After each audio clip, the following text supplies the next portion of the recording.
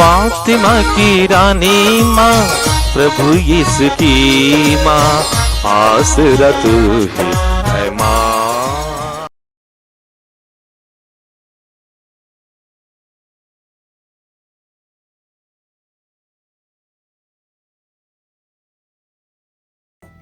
पहला पाठ नबी इसायास का ग्रंथ, अध्याय 61, पद संख्याएं 1 से 3, 6, 8 से 9 तक। प्रभु का आत्मा मुझ पर छाया रहता है, क्योंकि उसने मेरा अभिषेक किया है। उसने मुझे भेजा है कि मैं दरिद्रों को सुसमाचार सुनाऊं, दुखियों को ढाढ़स बंधाऊं, बंदियों को छुटकारे का और कैदियों को मुक्ति का संदेश सुनाऊं। प्रभु के अनुग्रह का वर्ष और ईश्वर के प्रतिशोध का दिन घोषित करूं। विलाप करने वालों को सांत्वना दूं, राख के बदले उन्हें माला पहनाऊं और शोक वस्त्रों के बदले आनंद का तेल प्रदान करूं। तुम लोग कहलाओगे प्रभु के पुरोहित, तुम्हारा नाम रखा जाएगा हमारे ईश्वर के सेवक। मैं ईमानदारी से उन्हें उनका पुरस्कार दे दूंगा और उनके लिए एक चिरस्थायी विधान ठहराऊंगा। उनका वंश राष्ट्रों में प्रसिद्ध होगा और उनकी संतति का नाम देश विदेश में फैल जाएगा। उन्हें देखने वाले सब के सब जान जाएंगे कि वे प्रभु की चुनी हुई प्रजा है। प्रभु की वाणी। ईश्वर को धन्यवाद। भजन अनुवाक्य। हे प्रभु, मैं तेरी कृपा का गीत सदा ही गाता रहूंगा।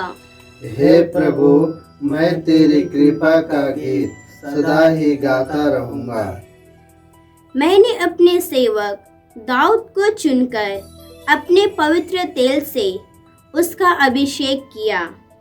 मेरा हाथ उसे संभालता रहेगा और मेरा बाहुबल उसे शक्ति प्रदान करेगा।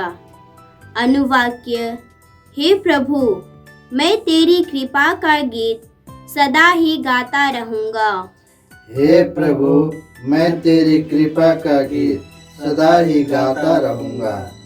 मेरी सत्य प्रतिज्ञता और मेरी कृपा उसका साथ देती रहेगी।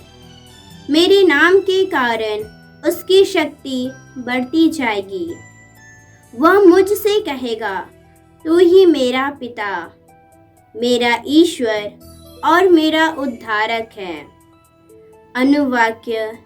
हे प्रभु, तेरी कृपा का गीत सदा ही गाता रहूंगा।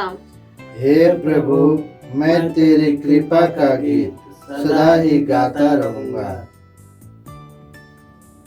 दूसरा पाठ प्रकाशना ग्रंथ, अध्याय 1, पद संख्या 5 से 8। प्रभु यीशु मसीह आप लोगों को कृपा और शांति प्रदान करे। वह विश्वसनीय साक्षी, पुनर्जीवित मृतकों में से पहला उठे और पृथ्वी के राजाओं के अधिराज हैं।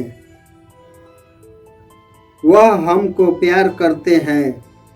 उन्होंने अपने रक्त से हमें पापों से मुक्त किया है और अपने ईश्वर और पिता के लिए हमें याजकों का राजवंश बना दिया है।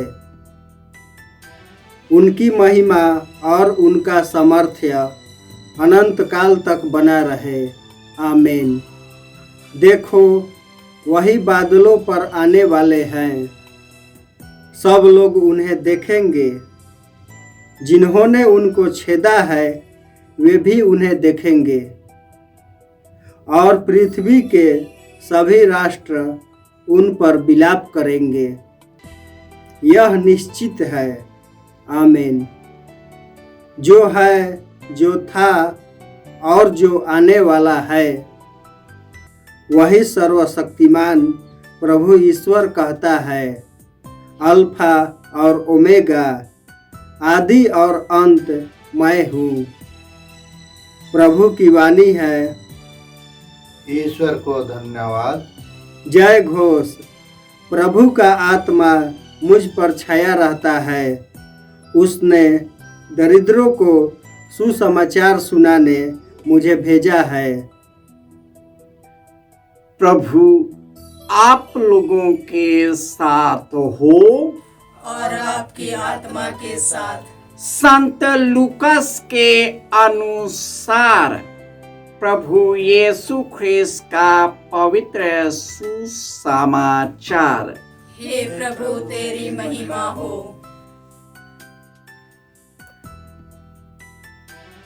अध्याय 4 पद संख्याएं 16 से 21। यीशु नाजरत आए, जहां उनका पालन पोषण हुआ था। विश्राम के दिन वह अपनी आदत के अनुसार सभागृह गए। वह पढ़ने के लिए खड़े हो गए और उन्हें नबी ईसायास की पुस्तक दी गई। पुस्तक खोलकर यीशु ने वह कथन निकाला जहां लिखा है, प्रभु का आत्मा मुझ पर छाया रहता है, क्योंकि उसने मेरा अभिषेक किया है। उसने मुझे भेजा है कि मैं दरिद्रों को सुसमाचार सुनाऊं, बंधियों को छुटकारे और अंधों को दृष्टिदान का संदेश दूं, दलितों को स्वतंत्रता प्रदान करूं और प्रभु के अनुग्रह का वर्ष घोषित करूं। यीशु ने पुस्तक बंद कर दी और उसे सेवक को देखकर बैठ गए। सभागृह के सब लोगों की आंखें उन पर लगी हुई थी। तब वह उनसे कहने लगे, धर्म ग्रंथ का यह कथन आज तुम लोगों के सामने पूरा हो गया। यह प्रभु का सुसमाचार है। हे क्रिस्त तेरी स्तुति हो। ख्रिस्त में प्यारे भाइयों और बहनों, माता कलीसिया आज पुण्य बृहस्पतिवार यानी यीशु के गहरे प्रेम का स्मरण करती है। जिस प्रकार नबी ईसायास में लिखा हुआ है, प्रभु का आत्मा मुझ पर छाया हुआ है, क्योंकि उसने मेरा अभिषेक किया है। उसने मुझे भेजा है कि मैं दरिद्रों को सुसमाचार सुनाऊं, बंधियों को ढाढ़स बंधाऊं, बंधियों को छुटकारे का और कैदियों को मुक्ति का संदेश दूं। और यह वचन जो यीशु ने पढ़ा उन्हीं में पूरा हो गया।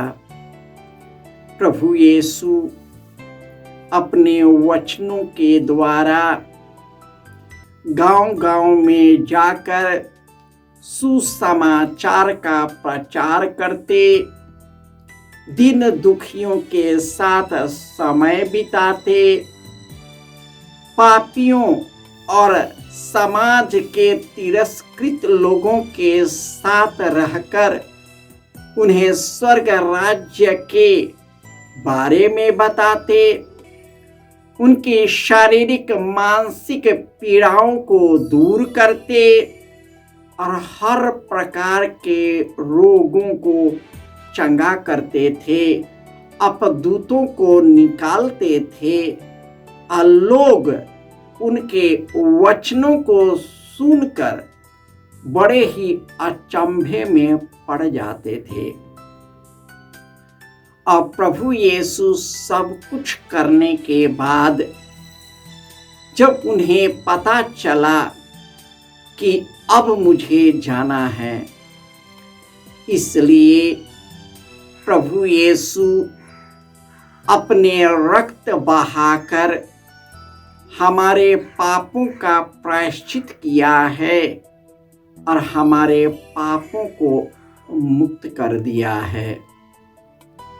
प्रभु यीशु अपनी मृत्यु से पहले एक पुरोहित के रूप में, महापुरोहित के रूप में अपने को समर्पित करता है और परात में पानी लेकर शिष्यों को पैर धोते हैं और उनसे कहते हैं, क्या तुम जानते हो कि मैंने क्या किया?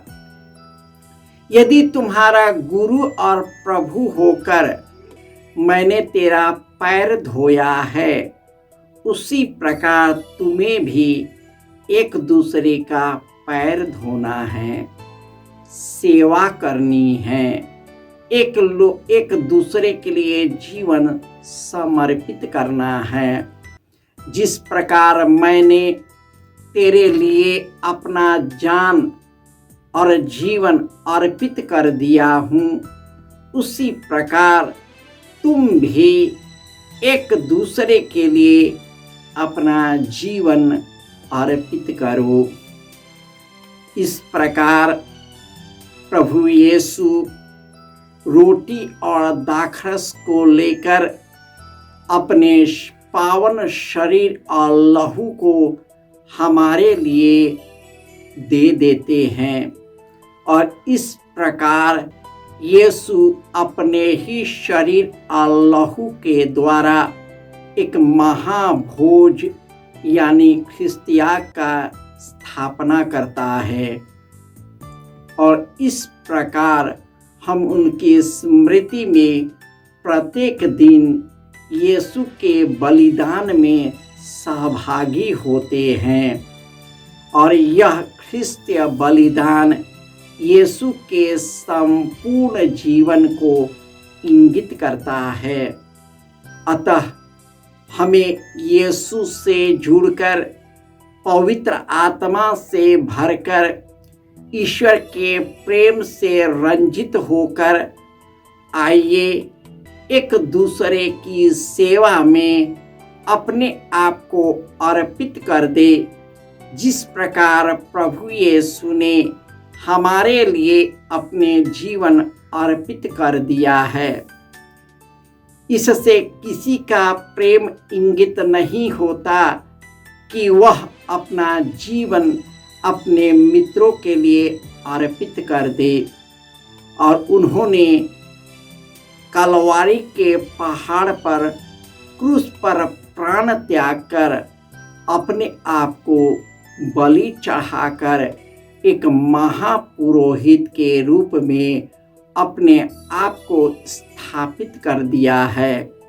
वही महापुरोहित हमारे रक्त के द्वारा हमारे पापों को क्षमा कर दिया है। इसलिए हम भी एक दूसरे के पापों को क्षमा कर दे, ताकि हम उनके पुनरुत्थान का पर्व खुशी और आनंद से मना सके। जय यीशु।